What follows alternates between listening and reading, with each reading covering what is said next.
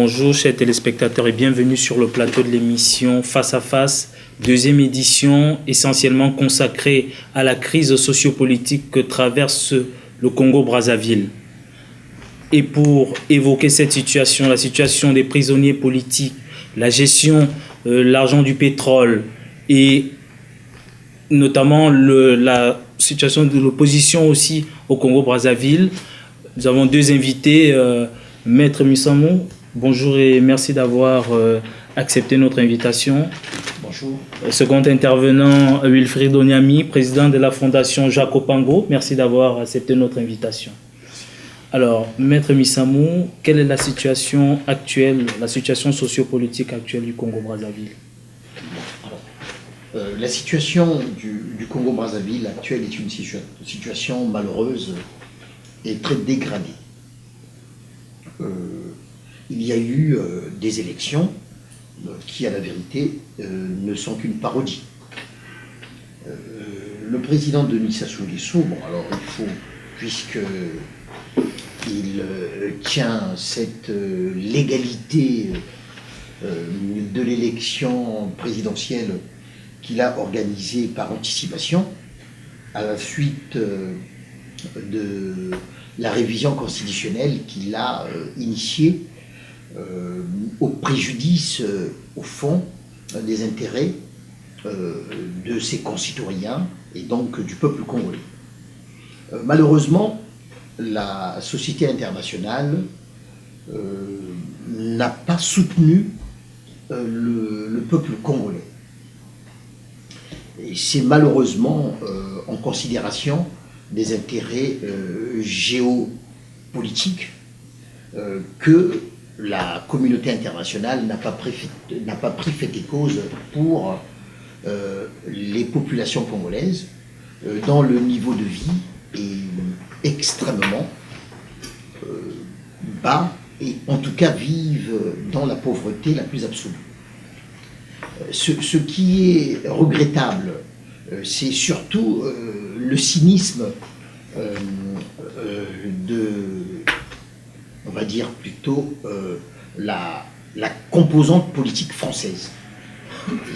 Nous y viendrons tout à l'heure, Maître. Incarné par cela, et bien évidemment par le président de la République, François Hollande.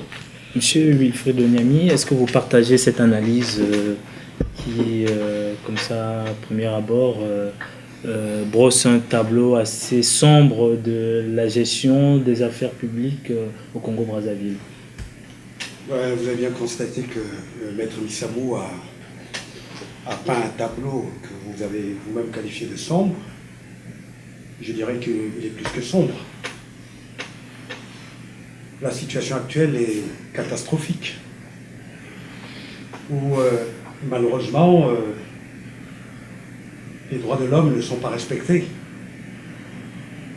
Et aujourd'hui, la démarche du régime de Brazzaville s'inscrit dans sa volonté à pouvoir mettre à sac une population, notamment celle de la région du Poul, pour des raisons inavouées.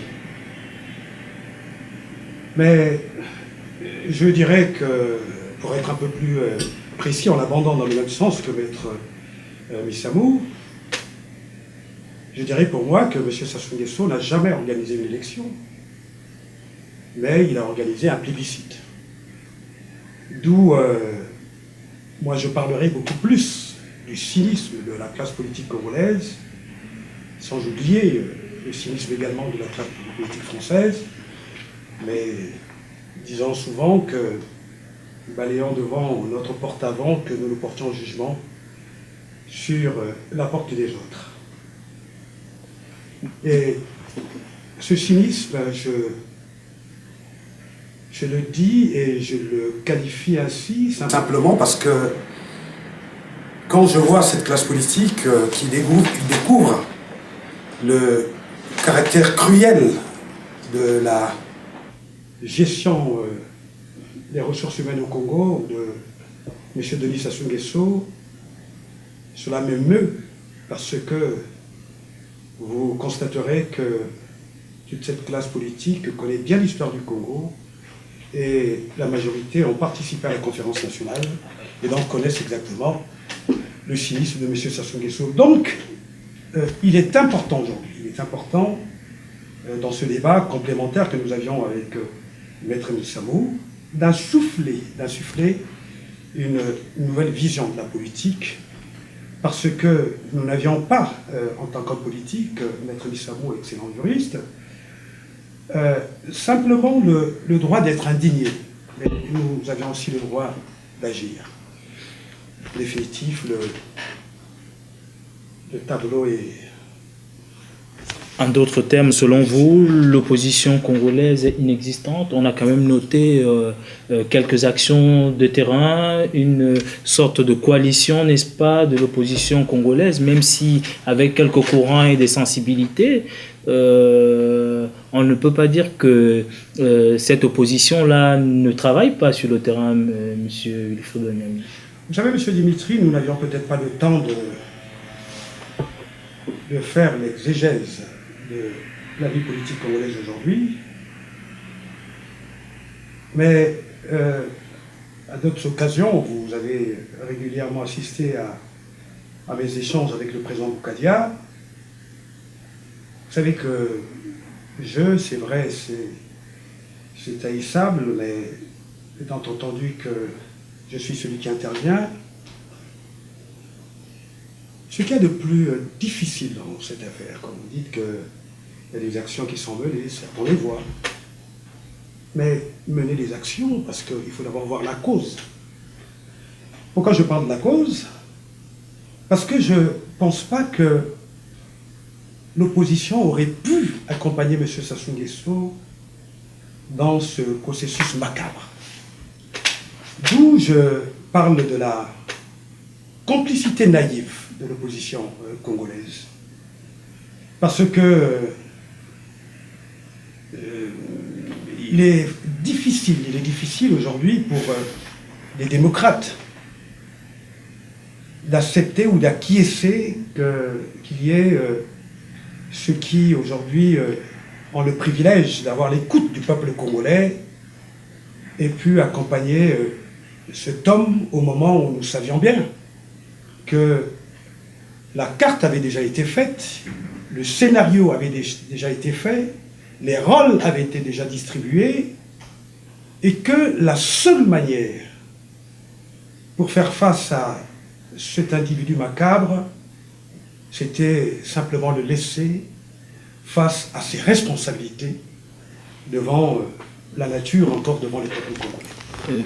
Maître Missamou, est-ce que vous partagez l'assertion selon laquelle, selon d'aucuns, que la diaspora a remplacé l'opposition congolaise? Bon, là encore, il y a plusieurs interrogations et il faut être très prudent par rapport à cela. Alors, en tout cas, moi, je soutiens ce que dit Wilfried Onyami au sujet de l'opposition politique congolaise. Et moi, je vais plus loin. Pour moi, il n'y a pas d'opposition politique au Congo. S'il y avait une opposition politique au Congo, à la suite de ce qui s'est passé lorsque M. Sassou a décidé de réviser la Constitution, parce que cette Constitution comportait deux verrous fondamentaux, liés à l'âge et aussi au mandat, à la limitation des mandats. Ces verrous ont été brisés par le président Denis Sassou Nguesso, par M. Denis Sassou Nguesso. Et au fin, bien évidemment, de se maintenir au pouvoir. Il organise une élection. C'est une parodie d'élection. Comment diable ceux qui se considèrent comme des opposants politiques à M. Sassou Nguesso participent à cette élection? L'élection... Aurait-il fallu pratiquer la politique de la chaise vide? Mais c'est même pas la chaise vide, puisque il fallait ne pas prendre part à ce scrutin. C'est aussi simple que cela. Il n'y a même pas, il n'y a pas de chaise occupé, je ne sais pas moi, par telle ou telle personne. Aujourd'hui, le Congo est gouverné par un clan. C'est le clan Sassou Nguesso. Voyez-vous? Donc, je ne vois pas moi, il n'y avait pas de fauteuil vide ou de fauteuil pourvu. Non. Ah, mais écoutez, soyons sérieux. Moi, alors, quand vous me parlez, lorsque l'on examine, si vous voulez, cette opposition politique congolaise, elle est composée par qui? Mais par des anciens collaborateurs de M. Denis Sassou Nguesso. Vous avez le fils de feu Bernard Kolela, ancien Premier ministre, qui n'est pas... Parfait Kolela n'est pas un homme politique.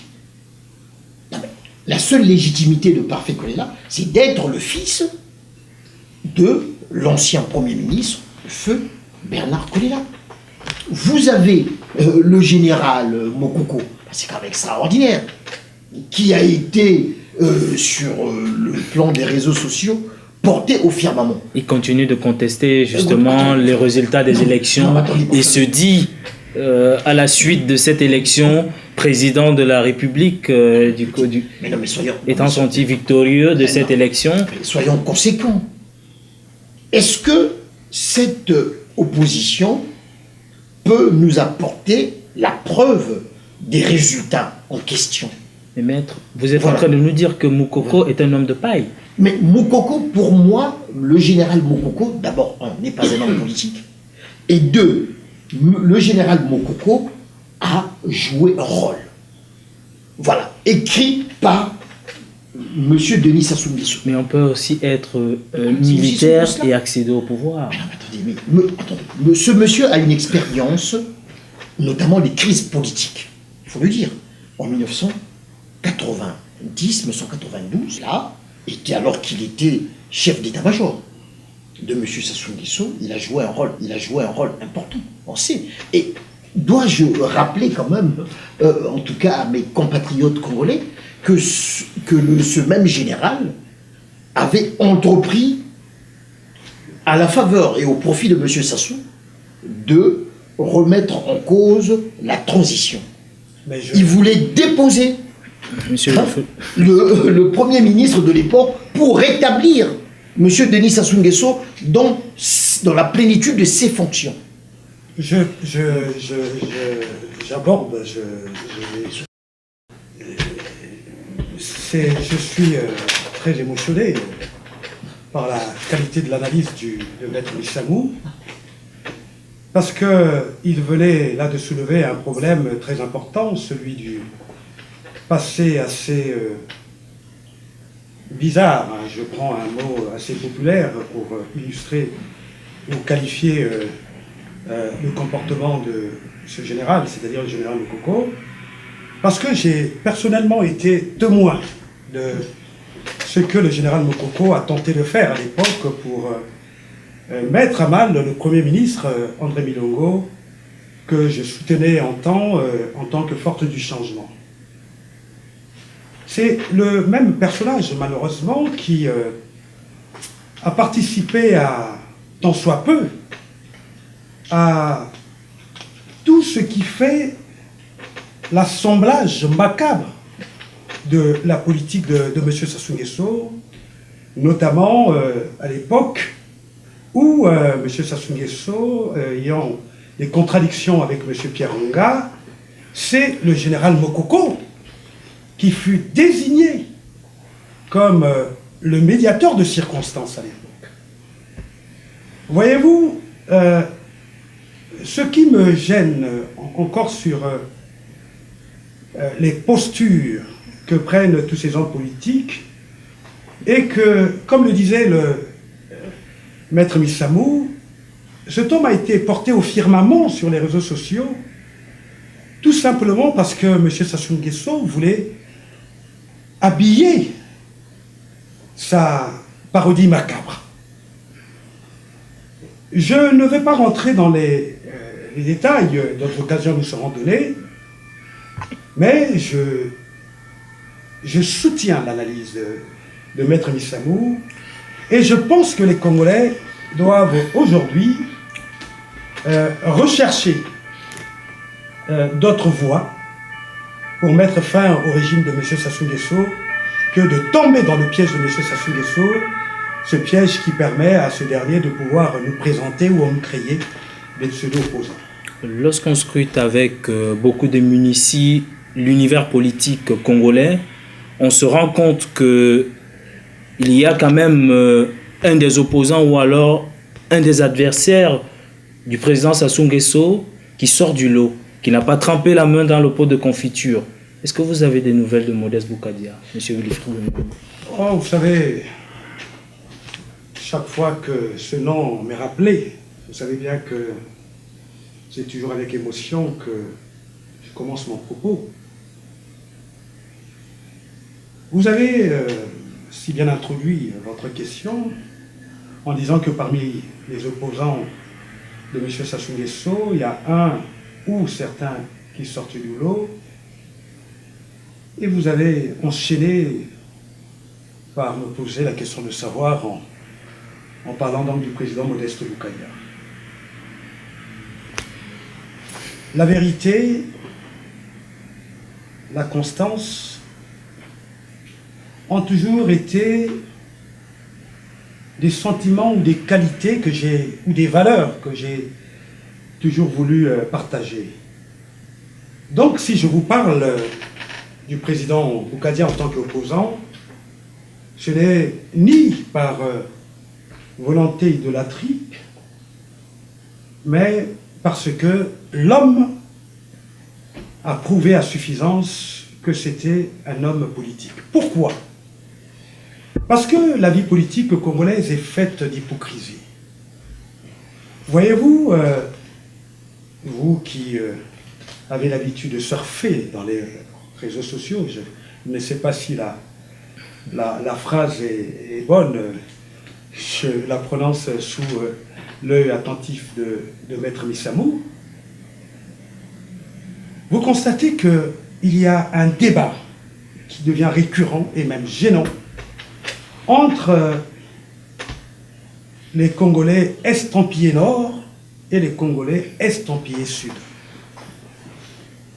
Mais le président Modeste Boukadia a été le seul, et je dis bien le seul, à dire, non pas que j'ai eu la potion magique pour sortir les Congolais de cet imbroglio sociologique, mais j'ai compris où nous devions éventuellement commencer pour engager un processus qui nous permettrait éventuellement de trouver quelques solutions aux problèmes du Congo.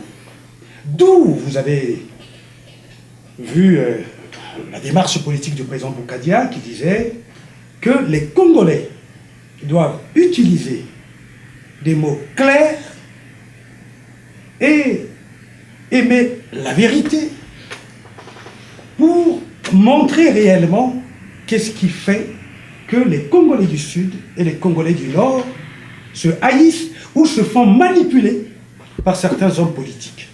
Voilà pourquoi, Monsieur Dimitri, je sais que vous êtes un journaliste rompu et que vous n'avez pas d'a priori, mais votre analyse est vraie, que le président Modeste Boukadia sort du lot, et déjà le dernier fait à son actif, c'est sa volonté d'aller au Congo parce que certains de ses collaborateurs ont été malheureusement arrêtés par le pouvoir dictatorial de Brazzaville. Donc les faits sont là. En d'autres termes, vous soutenez le projet de création de l'État du Congo du Sud. Je vous le dis avec sérieux. Si vous avez suivi le cheminement politique du président Boukadia, vous allez constater que le président Boukadia, ce n'est pas un homme qui utilise l'ascenseur pour arriver au 4e étage, mais il a toujours l'habitude d'utiliser les pas, c'est-à-dire l'escalier, pour arriver. Pourquoi? Je ne voudrais pas que vous me ramenez à un débat qui fait profiter à certains individus qui fussent à l'époque des collaborateurs du président Modeste Boukadia, mais qui se sont distingués tout simplement par la traîtrise et par la méchanceté, et qui utilisent certains concepts sans pourtant en donner le fond, comme le président Boukadia avait donné le fond, parce que le président Boukadia avait bien dit que l'État du Sud n'était qu'une phase transitoire pour arriver à l'union nationale et à l'unité nationale. Donc, je ne vous permettrai pas de faire passer le président Boukadia comme étant un homme sectaire, mais c'était un homme qui avait une vision, et qui pensait, et qui a une vision, excusez-moi, et qui pense qu'il fallait aller d'abord à la cause avant d'aller à la superficie. Ce ne sont pas mes propos, vous connaissez toute la sympathie que j'ai pour le président Boukadia. Je vous le conseille. L'amitié et la fraternité. Merci, je sais bien qu'elle est passée. Maître, est-ce que vous partagez cette analyse, l'analyse selon laquelle nous devons passer de l'union nationale à l'unité nationale par la création de l'État du Congo du Sud? Bon, alors, vous savez, c'est une question assez complexe. Hein. Vous savez, Monsieur Denis Sassou Nguesso, à la vérité, prospère au Congo depuis les années 70. Vous savez, je vais vous faire, c'est peut-être pas une confidence, vous savez, j'ai été, ou je suis là, si vous voulez, le conseil de plusieurs personnalités. Hein. Donc quand je vous parle du président Bernard Kolela, j'étais son conseil, je vous parlerai du pasteur Ntoumi, j'étais son conseil, et vous avez les anciens premiers ministres que je conseille, vous avez les ministres, le ministre Modileno Massengo, le ministre Alexis Gabou, Martin Bemba, voilà. Donc vous savez, donc... Sans oublier l'affaire des 350 disparus. Oui, bon, l'affaire disparus, voilà. Bon, alors, donc, vous savez, ce sont des questions, la question liée effectivement au pouvoir politique marqué par l'appartenance à telle ou telle ethnie est une question assez... Ce sont des questions complexes pour nous. Et malheureusement, M. Denis Sassou Nguesso, depuis les années 70, voire 60, utilise en quelque sorte ce clivage nord-sud, voilà, pour s'imposer, parce qu'il se considère comme le dernier bastion des gens du Nord. Qu'après lui, le peuple du Nord sera victime d'un génocide. Vous voyez, c'est son... Or, à la vérité, le génocide, c'est lui qui en est l'auteur, celui du peuple du Sud, en particulier du peuple du Pou. Voilà. Donc, au travers déjà de l'affaire des disparus du Beach, je ne vais pas, moi, insister là-dessus, parce que c'est un drame de la nation congolaise. On y arrivera. Voilà. Bien. Oui, on est sur. Bien. Et il y a aussi, malheureusement, des massacres qu'il a perpétrés au nord. Voilà. Ça, on ne le dit jamais assez. Notamment chez les Kouyou. Alors voilà, donc il a commis dans la cuvette un certain nombre de massacres. Donc, M. Denis Sassou Nguesso s'est toujours nourri, et se nourrit au fond des crimes de sang. Voilà. Et c'est pour, au fond, faire peur. Et il a réussi.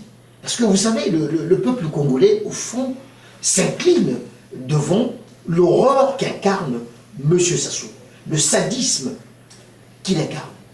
Vous savez, les gens vous disent, mais oui, mais nous ne pouvons pas continuer à le combattre, parce qu'il le tue, les gens.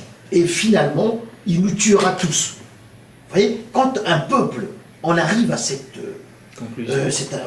analyse, c'est qu'il y a un vrai problème de fond.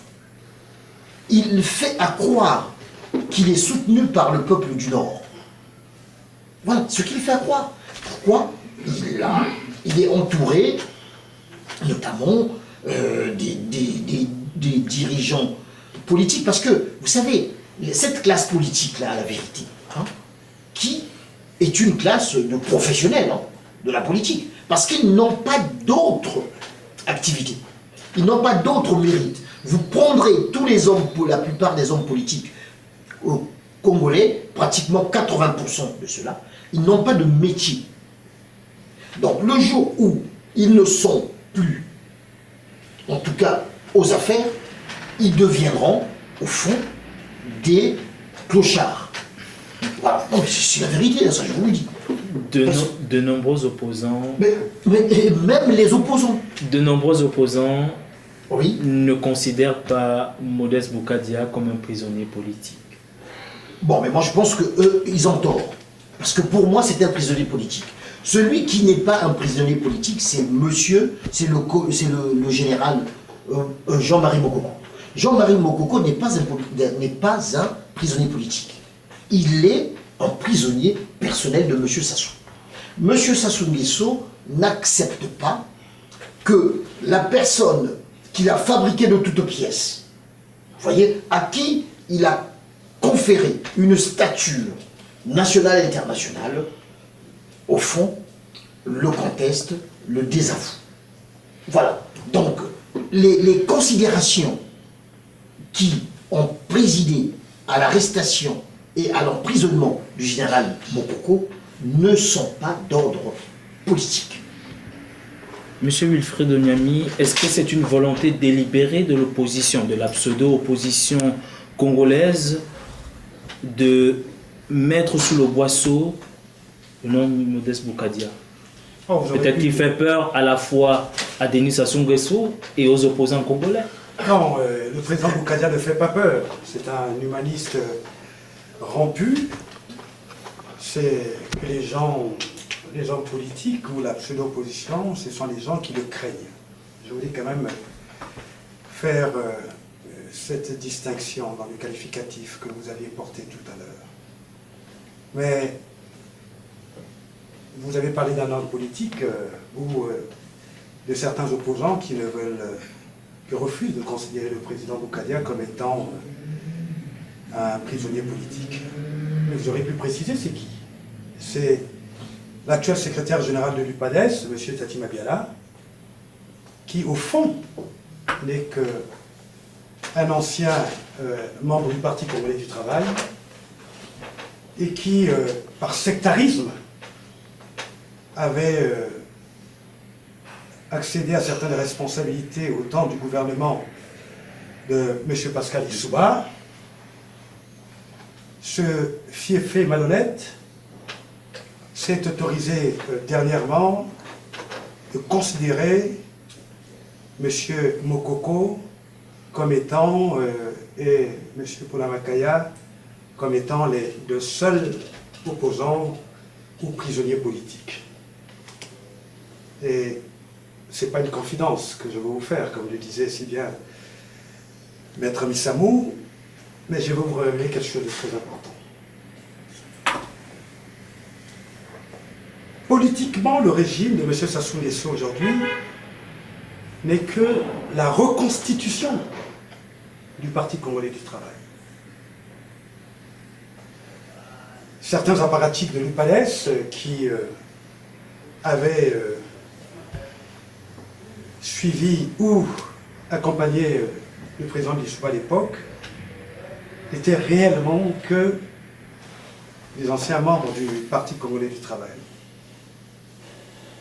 Donc, M. Tati Mabiala aujourd'hui ne peut que craindre la vérité et la vision politique du président Boukadia, qui en fait n'est que sa volonté de rechercher à dépasser certains clivages. Quant à M. Mokoko, je ne sais pas si le terme est approprié, mais pour moi, M. Mokoko n'est qu'un repris du système. C'est-à-dire que M. Sassou Nguesso est au pouvoir, comme le disait Maître Missamou, et a créé un système où la division était au centre de sa stratégie, notamment la division des ethnies. Il surfait, voulant se faire passer comme étant le rempart des hommes du Nord. Vous savez bien que moi je suis un homme du Nord et pas des moindres, petit-fils de Jaco Pango, l'homme qui avait donné de la valeur au peuple Moshi, l'homme qui a désacralisé les mots que M. Sassou Nguesso a désacralisé par son machiavélisme qui est sans doute difficile à qualifier. Mokoko n'est pas un prisonnier politique. Mokoko a fait partie du système de M. Sassou Nguesso. Il fait partie encore du système de M. Sassou Nguesso. Donc tout ce que dit ces pseudo-opposants, c'est la poudre de perlimpinpin. Et nous ne la considérons pas. Et nous avions compris une chose, c'est que M. Sassou Nguesso a monté un système avec les pseudo-opposants. Et nous avions décidé de lancer une nouvelle pensée politique, une nouvelle ligne politique. Et nous viendrons à bout de ce régime sanguinaire de Brazzaville. Ça m'offre l'occasion de poser la question à Maître Missamou. Le peuple congolais a-t-il les moyens de faire partir Sassou? Oui, le peuple congolais a les moyens, notamment, de mettre à bas le pouvoir de M. Sassou. Par notamment le soulèvement populaire. Vous savez, les peuples se sont souvent débarrassés des dictatures par effectivement les révoltes. Voilà. Vous appelez une insurrection Non, ce n'est pas que je n'appelle d'ailleurs. Volontiers, hein, je ne le fermais pas sur votre chaîne parce que c'est délicat. Mais très honnêtement, et comme je l'ai d'ailleurs déjà écrit, le crime de forfaiture qu'il avait commis, le crime de haute trahison, notamment la révision constitutionnelle, c'est un crime. Donc, ce fait-là justifie que le peuple congolais se soulève. Ce fait simplement. Ce monsieur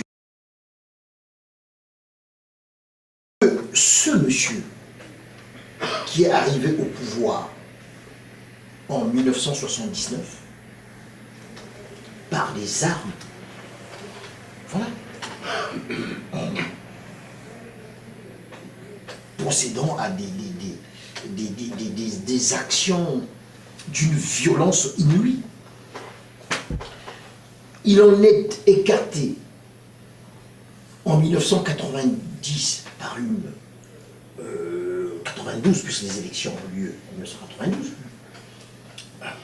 à la suite, effectivement, d'un scrutin qui était transparent, régulier. Lors de ce scrutin, il n'est même pas arrivé au deuxième tour, alors qu'il était président de la République sortant. Après 12 ans de pouvoir. Après 12 ans de pouvoir. Mais comment pouvez-vous imaginer, en fait, que quelques années plus tard, il devienne, en quelque sorte, celui-là même que le peuple plébisciterait? Non, ce n'est pas sérieux. En 2002, qu'est-ce qu'il fait?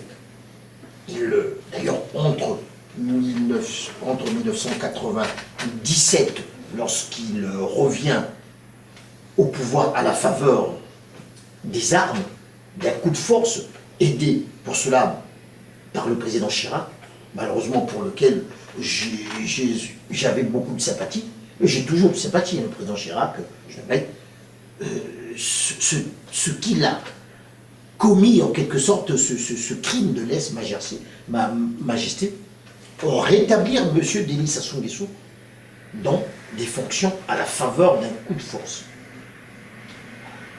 Et il avait pris la décision, en fait, de contraindre ceux qui, à l'époque, incarnaient l'opposition.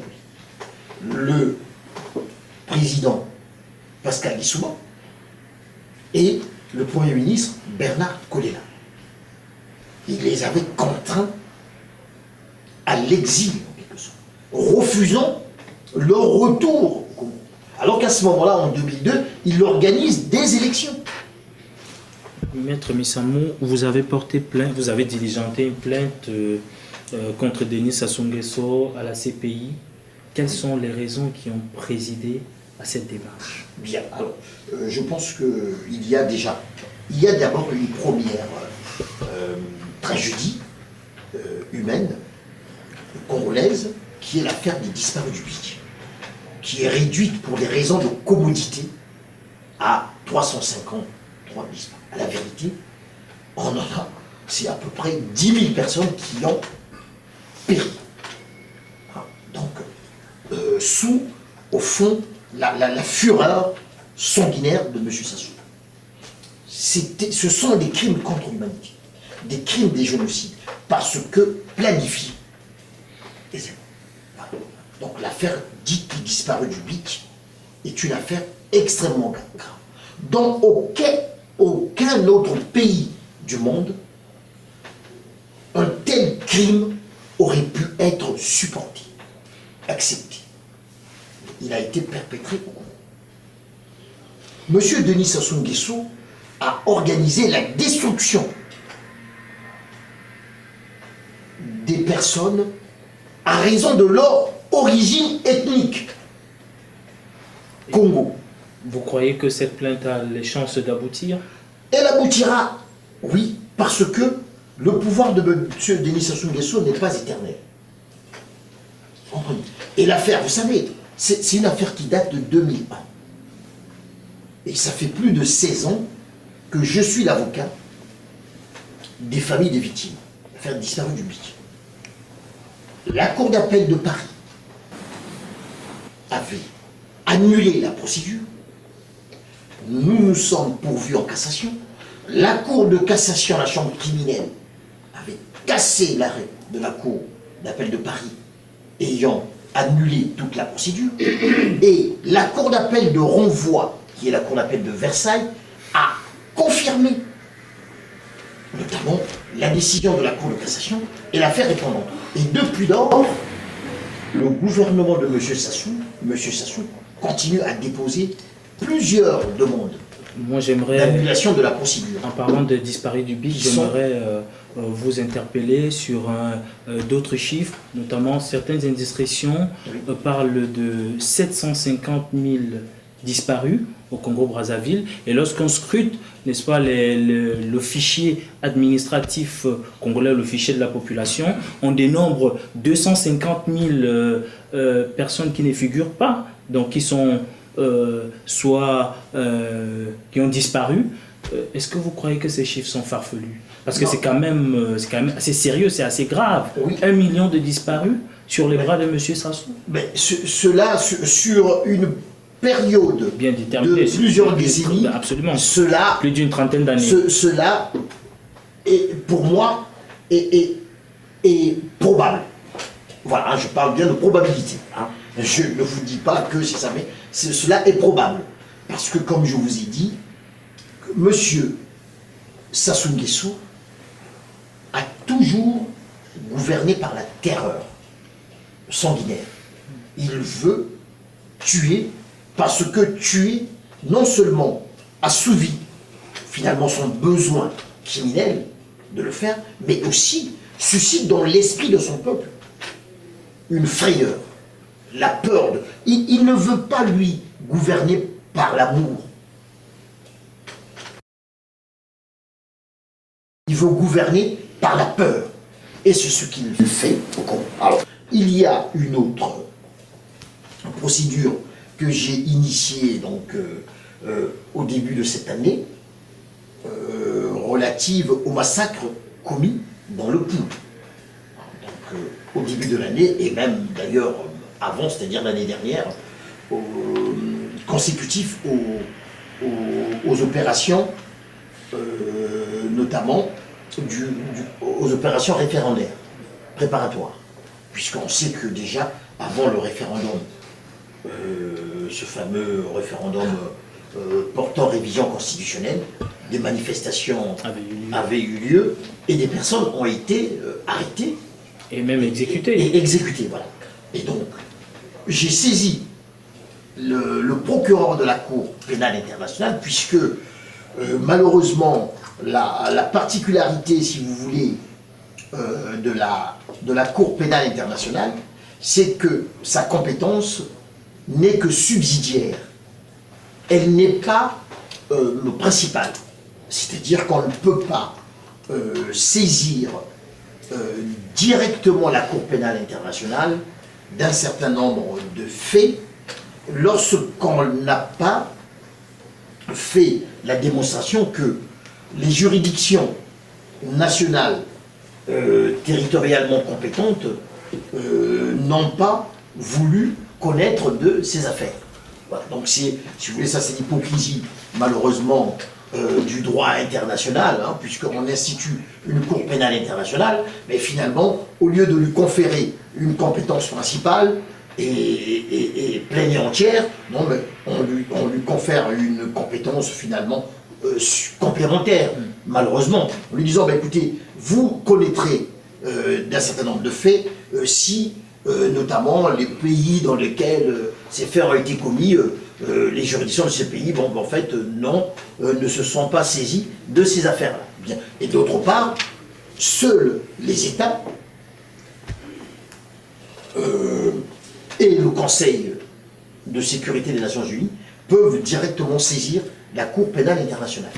Les particuliers ou même les victimes de ces faits ne sont pas recevables à saisir directement la Cour pénale internationale. Et pour le faire, il faut, bien évidemment, demander au procureur général près cette Cour d'introduire une demande dans ce sens, notamment, dans un premier temps, d'ordonner une enquête. Voilà. Donc c'est ce que nous avons fait au sujet des massacres, notamment du Pool, qui ont été commis récemment. Une requête a été adressée, d'ailleurs, dont nous avons reçu notamment le récépissé d'enregistrement, le procureur de la Cour pénale internationale, qui actuellement est en train de faire ce qu'on appelle un examen préliminaire. Bon, donc nous attendons effectivement la réponse que, voilà, donc si elle n'entendait pas le faire à ce moment-là, nous adresserons directement à la chambre préliminaire de la Cour pénale internationale. Monsieur Wilfried Onyami, comment l'Afrique peut-elle avancer quand des dirigeants régulièrement élus s'acoquinent avec des sanguinaires tels que Denis Sassou Nguesso? Nous avons la visite en ce moment du président Roch-Marc Kaboré et Patrice Talon, président béninois et le président burkinabé. Comment appréciez-vous ces deux visites sur la terre du Congo-Brazzaville? Bon, moi je ne voudrais pas préjuger d'une visite des chefs d'État des pays, de pays souverains. Mais sur le plan politique, je suis assez choqué. Pourquoi choqué? Parce que le Bénin a organisé des élections libres et transparentes, pour être court, et le Burkina Faso a fait autant. Mais en face de ces deux hommes, vous avez un sportif de la magouille, qui est M. Denis Sassou Nguesso. Moi, personnellement, je pensais qu'après ces élections organisées à la régulière au Bénin et au Burkina Faso, que certains démocrates africains pouvaient bénéficier du soutien de ces deux derniers. Malheureusement, nous constations que ces gens qui ont été élus à la régulière chez eux s'acoquinent avec cet homme, M. Denis Sassou Nguesso. C'est gênant et j'attends pour l'avenir quelques explications dans ce domaine. Mais je voudrais quand même appuyer l'intervention de Maître Missamou tout à l'heure, sans pourtant avoir l'excellence du droit comme il a fait avec beaucoup d'intelligence. Mais je donne un regard politique sur l'action judiciaire menée par Maître Missamou. Vous avez récemment vu qu'il y a eu une mission des Nations Unies dans la région du Poul pour aller constater la véracité des faits sur une démarche génocidaire qui avait été engagée par le régime de Brazzaville. Et vous avez bien vu que l'hésitation et l'hypocrisie même du langage du fonctionnaire des Nations Unies a montré à suffisance que la démarche engagée par Maître Missamou pourrait éventuellement connaître succès. Et je voulais, en cela, apporter mon soutien politique à ce professionnel du droit qui refuse d'être ce juriste qui utilise le droit à des fins qui ne favorisent pas le vivre ensemble. Parce que le droit, c'est aussi cet ensemble de règles qui organise les sociétés. Et cet homme a toujours été celui qui a toujours été aux côtés des laissés pour compte. Et je voudrais le rassurer aujourd'hui qu'il a le soutien des hommes politiques lucides. Maître Missamou, vous êtes un fin connaisseur de la France-Afrique. Vous avez une vision assez, j'allais dire, poussée, n'est-ce pas, dans ce domaine. Quelle appréciation faites-vous des valses hésitations de la France, de la communauté internationale, et notamment les rétropédalages du président Hollande sur le cas du Congo-Brazzaville? Effectivement, sur le cas du Congo-Brazzaville, c'est triste de constater l'attitude du président François Hollande, parce que il me souvient que pendant sa campagne électorale, même au début de son mandat, il s'est présenté comme celui qui devait finalement mettre un terme à la France-Afrique. Vous voulez parler du discours de Dakar? Donc, il devait mettre un point final à la France-Afrique, et que lui, au fond, en quelque sorte, n'était pas celui des hommes politiques français attachés à ce genre de pratique. Mais malheureusement, je crois que c'est l'expérience du pouvoir qui l'a amené finalement à approuver, au fond, les méthodes de la France-Afrique.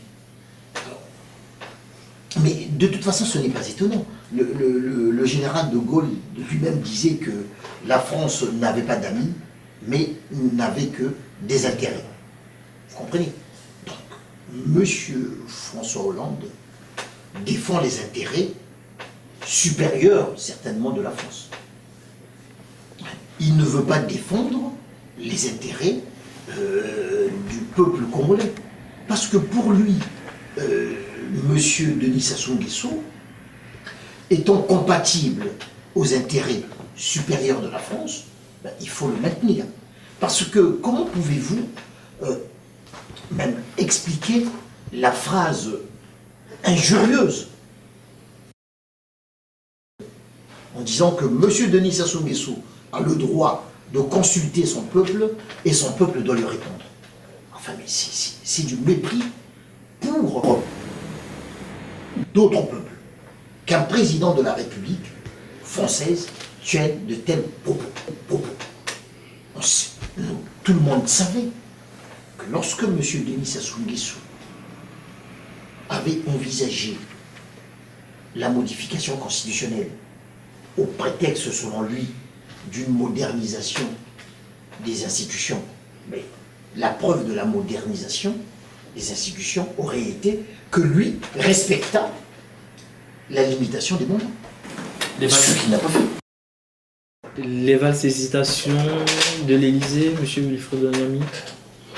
Non, mais comme je vous disais tout à l'heure que nous sommes complémentaires avec Maître Missamou, Je vais, de mon côté, interpréter de manière différente quand même cette pensée du général de Gaulle qui disait que la France n'a que les intérêts. N'a pas d'amis, n'a que les intérêts. Je pense que l'Afrique a besoin de vivre un moment de liberté. Et vous savez que il y a des peuples aussi qui ont souffert dans cette histoire, dans ce monde, à cause de la barbarie et la volonté manifeste de certains intérêts. Et je ne voudrais pas en citer pour ne pas réveiller certaines douleurs. Oui, mais moi je dirais un jour, non pas au président Hollande, de manière tout à fait claire, mais au peuple français. Oui, la France n'a pas d'amis, n'a que des intérêts. Mais l'intérêt de la France, c'est le respect des droits de l'homme. L'intérêt de la France, c'est de voir demain, à la tête des pays africains, des hommes susceptibles de favoriser la bonne gouvernance et de respecter le principe sacro-saint de la sacralité de l'être humain. Et moi, je pense que notre responsabilité, je crois que ça a toujours été la démarche de Maître Missamou. Vous savez que j'ai des relations très fortes avec Maître Missamou. C'est le combat de demain. C'est le combat d'aujourd'hui. C'est de démontrer à la France, au président Hollande, qu'il fait mauvais jeu. Parce que, voyez-vous ce que vit la France aujourd'hui, sur le plan interne, tous ces attentats. Nous sommes dans ce pays, et nous l'aimions. Pourquoi nous l'aimions? Parce que c'était un pays où ce pays était le carrefour de la tolérance et de la liberté.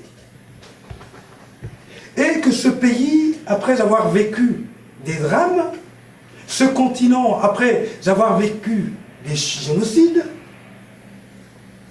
a tourné et a décidé d'être l'ami de ceux qui respectent les droits de l'homme et respectent la bonne gouvernance.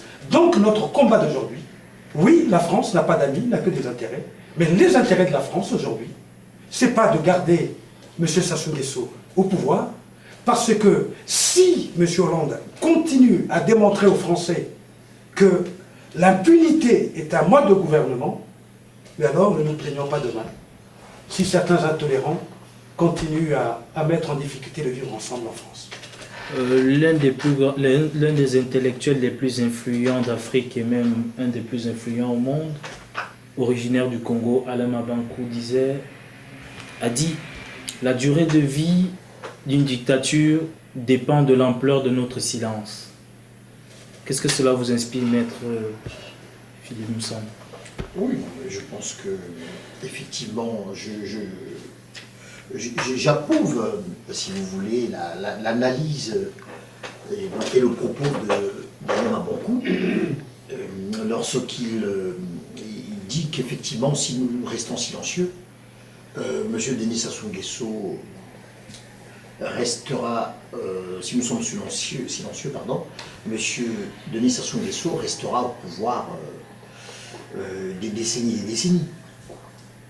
Alors, la question est celle de l'expression que nous devons notamment formuler.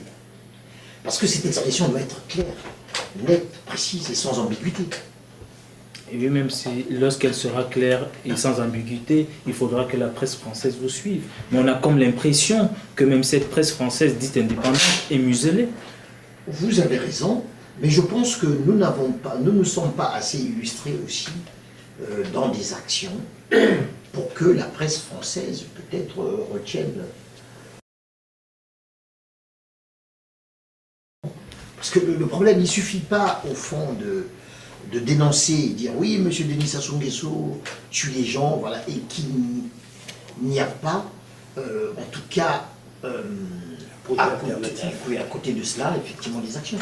La question de la classe politique, on reviendra. La question de la classe politique, on reviendra. Si vous avez une classe politique, à l'instar de celle qui finalement existe au Congo, donc c'est des anciens dignitaires du régime congolais qui vont incarner l'alternance ou la rupture. Non, c'est une plaisanterie. C'est une plaisanterie. Mais c'est une plaisanterie. Il faut un renouvellement de cette classe politique. Il faut la rupture au Congo. Il faut rompre. Et c'est au-delà des considérations ethniques. Vous savez, moi, je ne vais pas soutenir, un exemple, par exemple, monsieur Bernard Kolela, parce que je suis originaire du Poul. Oui. Moi, je veux soutenir un candidat politique en considération de son projet politique, oui, de ses idées. Maître, vous dites qu'il faut un renouvellement de la classe politique. Oui. Oui, un autre intellectuel africain, Walter Soyinka, disait « Le tigre ne proclame pas sa tigritude ». Donc il attrape sa proie et la dévore. Donc on revient à la diaspora, puisque la classe politique est inexistante. Je crois que la diaspora a encore une marge de progression devant elle. Est-ce qu'il y a d'autres actions véritables à mener pour peser dans le débat? Je suis d'accord avec vous. Il faudrait que les membres de la diaspora cessent, au fond, de se comporter comme des mendiants. Se lamenter? Voilà. Non, mais c'est même pas se lamenter, mais ce sont des mendiants, malheureusement. Ils attendent que Denis Sassou Nguesso leur fasse appel, leur confère de poste. C'est ce qui est scandaleux. Bon nombre d'entre nous, qui nous exprimons au travers des médias, c'est au fin de se faire remarquer par le pouvoir de Brazzaville, pour utiliser le langage habituel dans le milieu. Voilà. Et cela est scandaleux. Moi, je voudrais avoir affaire à mes compatriotes, si je peux m'exprimer ainsi, de la diaspora, qui soient imprégnés de l'idée même du changement politique et dont le combat est un combat pour la libération du Congo. Parce qu'aujourd'hui, le Congo, au fond, est enfermé, emprisonné. Et c'est un pays qui est approprié par un usurpateur. Monsieur Sassou Nguesso s'est approprié le Congo et en fait sa chose. Et pour cela, il faut des gens capables non seulement de le critiquer, le contester, de le combattre, mais aussi, finalement, de refuser, au fond, de s'allier à lui, de collaborer avec lui. C'est cela. Mais malheureusement, vous savez, quand vous êtes à l'étranger et que vous n'avez jamais pensé à organiser votre vie personnelle, familiale et professionnelle, vous, après avoir fait des études, ici même universitaires très poussées, ben vous êtes là à attendre un appel pour aller occuper un poste. Vous n'avez même pas d'expérience professionnelle. Mais vous ferez la même chose que Denis Sassou Nguesso. Ben, c'est pas possible. Nous sommes nombreux dans ce cas. Malheureusement. La durée d'une vie, une dictature, dépend de l'ampleur de notre silence. Wilfried Onyeama. Bon. La diaspora a son mot à dire. Oh, Maître Issamou l'a dit, il ne suffit pas de crier, mais il s'agit de structurer le cri. Malheureusement, vous le constatez que le Congo a un sérieux problème. Celui de l'homme politique. Parce que, au fond, l'homme politique ne s'improvise pas. Au fond, être résistant ne se décrète pas. Engagé par Maître Missamou. Et Maître Missamou l'a illustré de manière tout à fait intéressante, sans orgueil, mais avec beaucoup d'humilité, disant que beaucoup de gens, après de brillantes études, pouvaient éventuellement s'occuper à faire un certain nombre de choses, ce qui leur éviterait éventuellement l'oisiveté, et n'attendraient pas un coup de téléphone de M. Sassou Nguesso pour aller occuper un poste. C'est le malheureux constat, et c'est vrai. Parce que nous avions un problème, c'est le logiciel mental des Congolais. Nous avions beaucoup plus affaire à des hommes sans conviction, qui se prostituent politiquement au sens figuré comme au sens propre du terme. C'est lamentable de le dire, mais c'est la triste vérité. Et tant que nous n'aurions pas à inventer ou à créer l'esprit des grands hommes que nous avions eus, qui avaient le sens même de la résistance, je pense notamment à André Renard-Machois. Je pense aussi quand même, disons les choses très simplement, à des hommes comme Bernard Kouléla, même si malheureusement à la fin de sa vie, il a été entraîné par certaines considérations qui sont tout à fait regrettables. Cet homme aussi a prouvé à un moment qu'on pouvait être résistant, on pouvait se mettre à la place des laissés pour compte, mais malheureusement pour cet homme, comme on dit que c'est vrai qu'au début d'une course, on peut penser qu'on a affaire à un très bon marathonien, mais en fin de compte, on se rend compte que ce n'était pas un bon marathonien. Donc malheureusement pour M. Bernard Kouléla, tout ce qu'il a dû faire dans le passé a paru tout simplement comme étant une forme d'hypocrisie. Donc, réinventons les hommes politiques. Et je veux faire, permettez-moi une anecdote, hein. C'est vrai que dans la vie, il faut parfois être sérieux, nous le sommes, parce que la situation du Congo est assez compliquée. Vous savez, Maître Missamou vous disait tout à l'heure qu'il nous faut des vrais hommes politiques. Et je peux vous dire que cet homme a contribué pour que j'essaye, personnellement, en fait, dans ma vie, à être plus ou moins constant. C'est pour vous dire que quand il dit qu'il nous faut des hommes politiques qui peuvent, par leur intelligence, par leur volonté, ne pas attendre le coup de fil de Brazzaville pour prendre l'avion et aller avoir un poste, je crois que ne prenez pas cela comme étant une anecdote, mais une analyse qui est très sérieuse. C'est par là que nous devions commencer pour le Congo réellement puissant. Il nous reste 2 questions. Notre entretien tire à la fin. On essaiera de passer d'entre les 2 questions avant de vous donner le mot de la fin. Où va l'argent du pétrole congolais, Maître Missamou? Vous qui êtes avocat et juriste. Eh oui, l'argent du pétrole congolais. Très introduit dans les places financières. La question de savoir où va le pétrole congolais. Parce qu'encore l'argent, ce serait le fait que ce pétrole serait vendu et ensuite il y aurait... Déjà, le pétrole, comment est-il exploité? Est-ce que ce pétrole est la propriété du peuple congolais? Et l'usage qu'on en fait? Voilà. Alors, moi je veux vous donner un exemple. Vous savez, dans les Émirats, donc vous avez l'Arabie Saoudite, le Qatar, le Koweït, voilà. L'exploitation pétrolière est faite d'une manière qui est très simple. Bien. Comme effectivement ces pays n'ont pas la technologie, évidemment, pour aller fourrer, pour des choses comme ça, donc il faut rappeler effectivement à des sociétés occidentales, donc américaines et européennes, qui vont donc faire des explorations, explorer et ensuite mettre en valeur ces produits, donc ces minerais, voilà. Et donc, les contrats qui sont conclus sont très simples. Il y a 80% de la production qui revient à l'État, donc au pays, qui est propriétaire et détenteur de ces mines, et 20%, ce sont des sociétés qui viennent exploiter. Alors vous savez, chez nous, comment ça se passe? C'est l'inverse.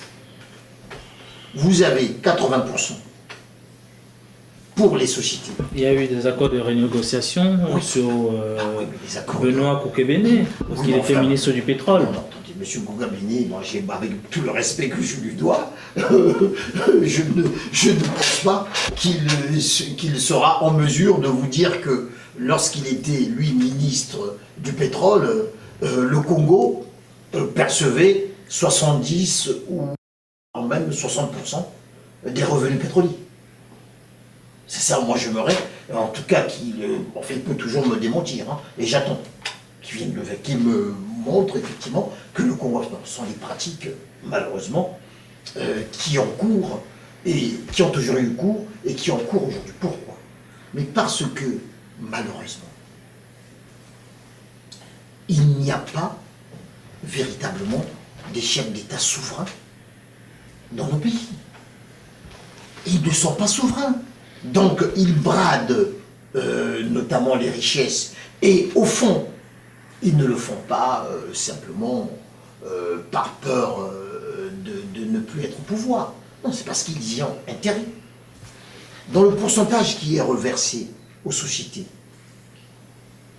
aux fameuses sociétés pétrolières, il y a une part qui leur revient. C'est aussi simple. Et vous savez que, par exemple, au Congo, le Parlement ne sait même pas, ne connaît même pas la quantité de pétrole qui est extraite et qui est mise en vente. Le Parlement ne sait même pas ce qui se passe. Dans le débat, en fait, le débat budgétaire, mais il n'y a même pas de débat budgétaire. Ça n'existe pas. Monsieur. Donc, quand vous voulez, vous savez, ces sociétés, avec qui vont signer les contrats pétroliers? Ils vont directement signer les contrats pétroliers avec le président de la République. Vous imaginez en France, lorsque Elf était qui est devenue aujourd'hui Total, était une société d'État, allait signer donc des accords, allait à l'Élysée signer des accords pétroliers avec le président qui porte la signature. Je dis, ben voilà, oui, mais moi je vais... Parce qu'on ne le voit qu'en Afrique, chez nous, et en particulier au Congo. Mais c'est scandaleux. Il y a un vrai problème. Et malheureusement, dans l'esprit de M. Denis Sassou Nguesso, ce pétrole lui appartient. Vous savez, il avait tenu un propos qui m'avait été rapporté. J'étais choqué de l'entendre. Pendant notamment la conférence nationale, il disait qu'il était assis dans son fauteuil et qu'il ne comprenait pas comment les gens... Donc les opposants, les Bernard Colella et consorts, venaient lui pendre son fauteuil, lui dire de quitter. Dans ce fauteuil, donc c'est le pays, donc le Congo, Brazzaville, c'est son fauteuil. Il y est assis, ad vitam aeternam, et donc il ne conçoit pas que quelqu'un vienne lui dire, Monsieur Denis Sassou Nguesso, est-ce que vous pouvez prêter même votre fauteuil à votre hôte le plus important? Monsieur Wilfred Onyami, est-ce que la bataille pour l'accession à la magistrature suprême au Congo-Brazzaville n'est pas finalement la guerre du pétrole? Je crois que M. Missamou a donné quelques éléments à propos de la gestion du pétrole. Et vous avez bien vu qu'il a parlé du Parlement. C'est là où se pose la vraie question. C'est celle de savoir est-ce que toute société soumise à un pouvoir est un État? Moi je dirais qu'au Congo il n'existe plus d'État. État comme mode d'organisation, cela n'existe pas. Et je pense que, parlant du pétrole, disons-le avec les mots simples, moins académiques, l'argent du pétrole va dans les poches de la famille Nguesso. C'est devenu une propriété privée. À la limite, on est même gêné qu'il existe encore des êtres humains dans ce monde qui ont complètement inversé l'échelle des valeurs. Dans la hiérarchie des valeurs aujourd'hui au Congo, c'est les valeurs extrinsèques qui prédominent sur les valeurs intrinsèques. Ce n'est à la limite plus le bien du peuple congolais, le pétrole. C'est devenu, à la limite, une affaire privée. Et je pense que c'est dur et difficile, mais je voudrais dire que M. Sassou Nguesso finira par être entraîné par ce même pétrole qu'il est en train de cacher. Alors, Maître Missamou, vous qui êtes juriste, je m'en vais vous poser la dernière question avant de vous passer à chacun le mot de la fin. Est-ce que vous ne croyez pas que la solution pour résoudre la crise socio-politique au Congo-Brazzaville, c'est de revenir aux accords du 28 novembre 1958? Bien. Effectivement, c'est une perspective que moi que je n'écarte pas. Mais je suis moi constant dans ma réflexion. Pour moi, la solution, c'est la résistance du peuple congolais et qui doit se manifester par le soulèvement populaire. Vous savez, il n'y a pas lieu d'organiser des conférences avec ton... Parce que là, M. Denis Sassou Nguesso doit être évincé et chassé du pouvoir. Et par le soulèvement populaire, il ne pourra pas massacrer tous les Congolais. Lorsqu'il y aura un soulèvement populaire dans ce pays, M. Denis Sassou Nguesso sera obligé de s'incliner. Voilà. Vous ne pouvez pas négocier avec ce monsieur. Vous organiserez toutes les réunions, toutes les conférences. Ce monsieur n'acceptera pas de quitter le pouvoir. Parce qu'il sait que de son vivant, s'il n'est plus au pouvoir, il comparaîtra devant une juridiction nationale ou internationale pour répondre de ses crimes. Ces crimes qui sont à la fois économiques, de sang et autres sont nombreux. Et qu'il a conscience, au moins, d'une chose, c'est que il ne pourra pas réchapper de la justice de son vivant. Donc, il s'accrochera toujours au pouvoir. Et il n'envisage même pas la possibilité d'une amnistie, parce qu'il sait qu'elle sera remise en cause. Mais il voit quand même le cas de l'ancien président Idriss Senabré, mais d'autres présidents qui ont, après avoir renoncé, quitté le pouvoir, ont été rattrapés, pour utiliser un terme assez populaire, par la justice. Donc, pour moi, il n'y a même pas revenir à ces types d'organisation. C'est trop intellectuel pour M. Sassou.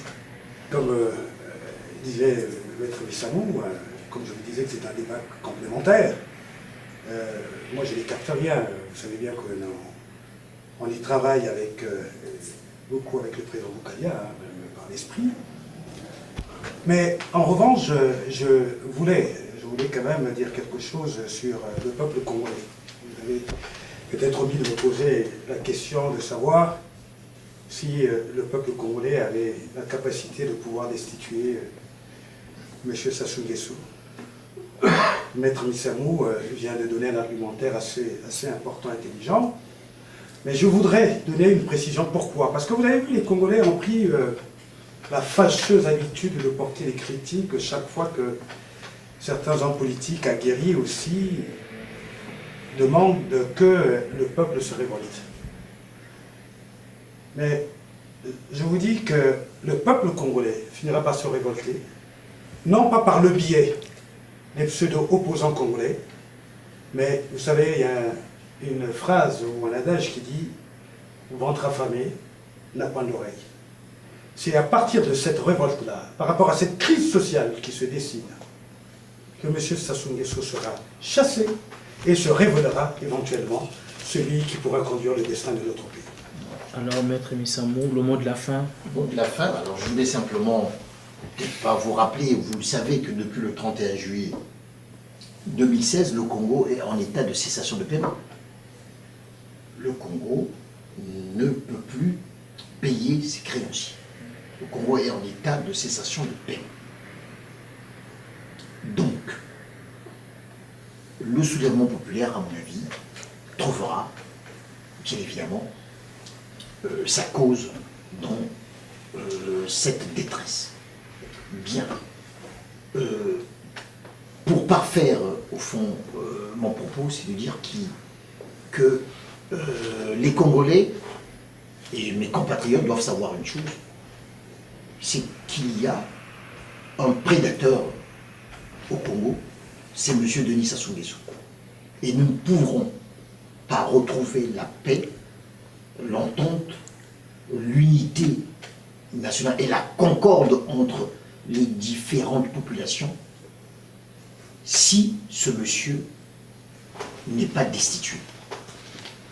Aussi longtemps qu'il restera au pouvoir et que même lui succédera finalement les membres de son clan, le Congo ne sera jamais un pays apaisé et pacifié. Donc il faut, en tout cas, le destituer par le soulèvement populaire. Il faut donner un mot de la fin.